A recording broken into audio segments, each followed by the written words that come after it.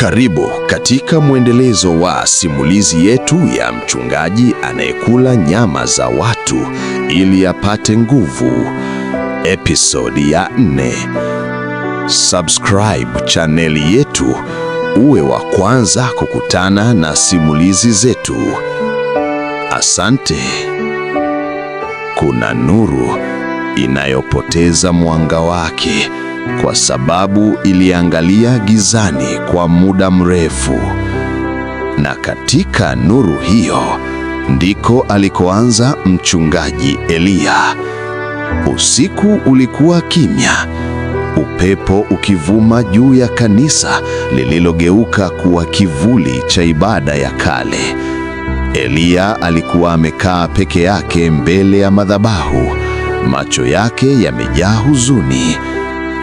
Kwenye mikono yake bado kulikuwa na alama za damu kutoka kafara ya usiku uliopita. Lakini leo hakuomba. Leo alitaka kujua kwa nini damu hiyo ilianza kumtii. Alipozama mawazoni, ghafla sauti ya kiume ikaanza kumzungumzia kichwani, sauti nzito ya kifahari lakini yenye baridi. Mwanangu, damu yako inaitambua damu yangu. Eliya akapoteza fahamu. Ndani ya ndoto alijikuta kwenye kijiji cha kale, miaka mingi kabla hajazaliwa. Mbele yake aliona mwanaume akiwa amevaa joho jeusi, akifanya ibada usiku wa manane mbele ya moto wa damu. Mwanamume huyo alikuwa baba yake. Baba yake Jonas hakuwa mchungaji wa kawaida. Miaka 1970 alihubiri injili yenye nguvu, lakini watu waligundua siri zake hazikuwa za Mungu. Alitaka uwezo wa kuponya, lakini kwa tamaa akaenda kwa kundi la wachawi wa zama zile walioitwa wazee wa mwanga wa upotevu. Walimwambia, mwanga wa kweli hauko mbinguni, uko chini ya damu. Ikiwa utatoa damu safi ya kizazi chako, utapewa nguvu zisizozimika. Na Jonas alikubali. Alimtoa mtoto wake wa kwanza, mtoto ambaye hakuwahi kumtaja kwa mtu yoyote. Lakini kafara ile haikumalizika vizuri. Damu ya mtoto haikutulia kwenye jiwe la kafara. Badala yake ilirudi kwenye damu ya Jonas mwenyewe. Toka siku hiyo, ukoo wao ukalaaniwa. Kila kizazi kitazaa mmoja mwenye mwangaza wa giza ambaye ataunganisha nuru na kivuli. Na huyo alikuwa Eliya. Eliya alipoamka kutoka usingizi mzito, macho yake yalikuwa mekundu kama moto. Mbele yake aliona maandiko mapya kwenye sakafu ya kanisa, yamechorwa kwa damu. Mwangaza wako si wako, ni wa sisi tuliotangulia.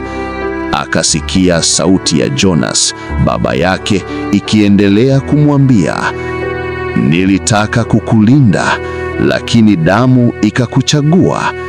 Hautaweza kukimbia nuru ya upotevu, kwa sababu mwanga wako ni wa kuzimu. Eliya akainua mikono yake juu, macho yake yakimtiririka. Ikiwa damu hii imenichagua, basi nitaitumia kwa wokovu, si kwa giza. Lakini muda huo huo, miale ya moto ikatoka ardhini. Nembo ya macho mawili mekundu ikaonekana ukutani, na sauti ya kale ikacheka. Hakuna anayekomboa damu, mchungaji. Hujakomboa mwenyewe. Waumini waliokuwa nje ya kanisa walisikia kelele, lakini walipoingia hawakumkuta Eliya. Waliona viti vikiungua taratibu, huku kila dirisha likionyesha kivuli cha mtu aliyesimama ndani, Eliya akiwa katikati, akiwa hana kivuli chake. Sauti ilitoka ukutani kama maneno yanayopulizwa na upepo. Mwangaza hauwezi kuficha damu, bali damu huvaa mwangaza. Ndipo walipojua mchungaji Eliya hakuwa tena wa dunia hii. Siku 3 zilizofuata, moshi mweusi ulitoka kwenye kanisa lile lililotelekezwa. Kwenye mlango, maandiko yalionekana kwa herufi nyekundu: mwanga wa upotevu utaangaza tena.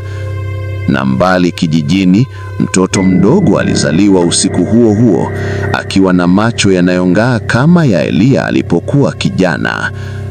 Mama yake alipomwangalia, akasikia sauti ile ile: mchungaji amerejea katika kizazi kipya. Damu ya kafara haikauki, inasubiri kizazi kingine cha kuendelea na mwanga wa upotevu. To be continued. Episode 5. Urithi wa mwanga mweusi.